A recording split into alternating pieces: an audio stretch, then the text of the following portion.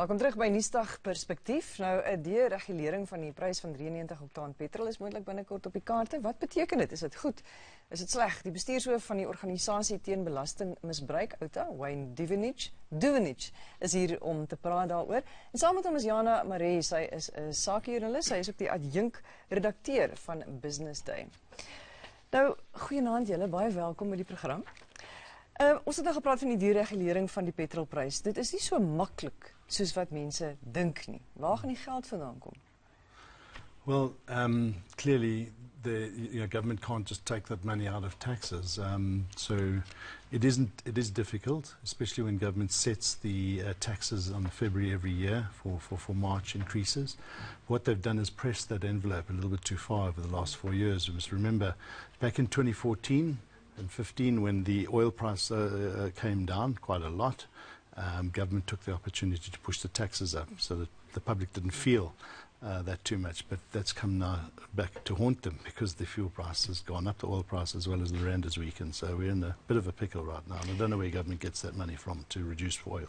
I mean, the petrol prices, they can't. Jy het gesê die petrolprys het gestyg die afgelope 4 jaar met 60%, oor die 200% oor die laaste 10 jaar. Dit is ongelooflik. Nou hierdie heffings gaan, daar is een is die brandstofheffing en die ander geld gaan na die padongelukkefonds. En dit is ook waar daar 'n probleem lê, nee, want daar's wanadministrasie by die of nie wel wanadministrasie, maar die geld gaan daarin en die geld word nie goed gebruik nie. Yeah. Look, I think it's very important to know that the fuel levy goes into Treasury's pot and doesn't go necessarily all to roads. And the fuel levy is paid by motorists. This is a middle class sector which is easily taxable. And it's well taxed, there's no administration costs. So they have pushed that tax. I mean, in 10 years ago, they got 24 billion rand a year from the fuel levy, the motorists. Today, they're getting 74 billion rand a year. So it's a massive increase. And government keeps saying, well, they need more money to fix the roads. But what were they doing with that money in the past? And if they, they've got all the increases. So it's become a bit of a farce, and now we're at the mercy of these fluctuations in the rand and the oil price, and it's hurting us now at over 17 rand. Maar as die brandstofheffings nie 'n maklike melkkoe vir die nasionale tesourie om ander gate toe te stop, nê, want hulle het nou nie geld, so die geld is wanbesteed, daar was baie korrupsie. So ander gate moet nou toegestop word. So wat doen ons as sit 'n swaarder heffing op die brandstofprys? Ja, en ek dink dit is een van die moeilike dinge wat Tito Mboweni gaan moet aanspreek in die volgende 2 weke wanneer hy sy mediumtermyn begrotingstoespraak doen. Is jy het klaar BTW opgeskuif, persoonlike inkomstebelasting, daar is nie baie ruimte om dit verder op te skuif nie. Daar is nie ruimte om verder te speel met belastingheffings nie. En ons het 'n, ekonomiese groei is afwaarts aangepas. Ons het 'n reuse begrotingstekort. Ek dink die laaste vooruitskaking was 180 miljard rand. Iewers moet daar geld vandaan kom en die ekonomie groei nie. En hoe meer jy natuurlik belasting opstoot, hoe minder is die kans dat jy die ekonomie gaan stimuleer. So ons boer effektief nog verder achteruit. Dis goeie nuus, dankie Jana. President Ramaphosa het in Julie gesê die regering gaan 'n nuwe stel maatreëls bekend maak om die las te help verlig wat die Suid-Afrikaners nou dra in terme van die styging in die brandstofprys onder meer. Hy het opdrag gegee dat die mandaat van die BTW-kommissie verbreed moet word om die brandstofkwessie in te sluit. Is daar al enige nuus daaroor? Ek vermoed wat minister Radebe vandag oor gepraat het in terme van kom ons kyk of ons 93 oktaan, 'n maksimum kleinhandelprys kan stel en kyk of dit pryse, mededinging verhoog, pryse verlaag in daai proses is waarskynlik een van die maniere van wat ons hoor van die dit is nog early days, mens kan nog nie regtig sê wat die impak gaan wees nie en ek vermoed dit gaan baie minimaal wees. Ek dink die ander ding wat ons natuurlik gesien het in September is waar die regering gesê het petrolpryse moet eintlik met 25 sent liter styg, ons subsidieer die 20 sent liter. Dit is hulle 400 miljoen rand gekos, hulle kan dit nie weer doen nie, hulle het eenvoudig nie die geld nie.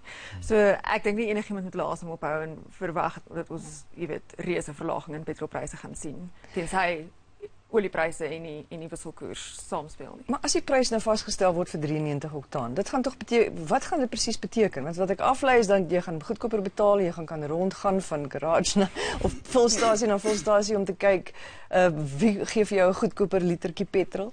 I think they're just going to try and cap it.